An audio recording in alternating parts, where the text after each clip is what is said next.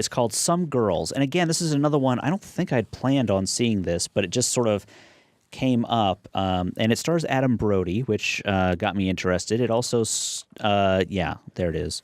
It also stars Jennifer Morrison, Emily Watson, Kristen Bell, Zoe Kazan, and Mia Maestro, I believe. Okay. I don't know those last couple names, but I think the other one I was looking at was We Always Lie to Strangers, which is about Branson, Missouri. Yeah. But I decided this film might be a little more interesting. I didn't see the other film, so I don't know if this is more interesting, but I liked this film. It's written by a guy named Neil LaBute, who LaBute? I think it's LaBute. He wrote a film called In the Company of Men, Yeah. which I haven't seen, but I've heard a lot of people talk about. Yeah, it's a good one. This is based on previous material. Yeah, this is based on a play. Yeah, and one of the characters, I did a little research. The character of, I think it's Reggie, is a new character. Okay. The younger sister character. Yeah, she's not in the play. Okay. So he sort of put her in the movie to help flesh it out a bit. This is directed by a woman named Daisy von Schurler-Meyer, who is, I looked her up on Internet Movie Database. She did Party Girl. Mm-hmm. She's also been doing a lot of TV lately. She did an episode of Mad Men. She's done several other episodes of very highly regarded TV shows. You can kind of get a TV vibe a little bit from the movie. Yeah. At least I did. Yeah. So basically it's about Adam Brody is getting married. And so what he's doing is he's going from city to city, setting up meetings with all of the women, well, some of the women that he's dated that he felt like he, the relationship went badly and it might have been his fault. Right. So he's trying to sort of make amends, at least at the start of the film. That's what we're led to believe.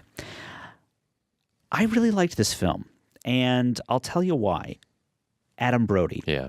He's amazing in this. Mm-hmm. And what's interesting is if you just watch this if you watch the first half hour of this, you'll think, oh, it's just Adam Brody doing his Adam Brody thing.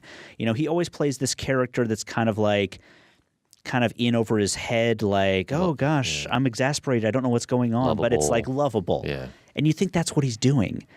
But then it twists, and all of a sudden you're like, you see his motivations underneath, and you're like, that's the face he puts on for people, and the real person we get bare glimpses of.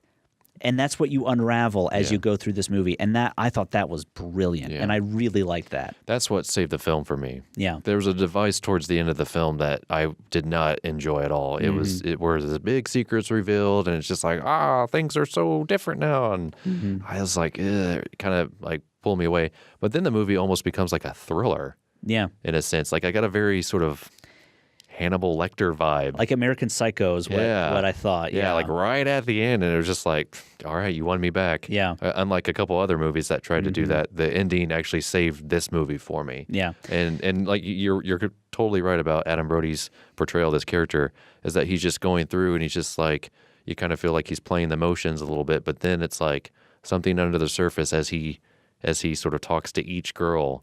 And as you learn what the woman's perspective of what he did was, because at first, the first one is just like, yeah, we were in high school together and, I didn't call you back and I was just a scared high school kid. And you're like, well, whatever, I can forgive him for that one. She's still very attached to the emotion, whereas he's just like, it was high school. I wasn't, in it to win it. And then the next girl is sort of whatever. The next girl is like, well, you kind of were. The next one, you're like, whoa, how you should not have done that. And then the last one, it all kind of ties together. But I found sort of I left the film kind of haunted. Yeah, I was just like, I could not believe that's what the result of that film was.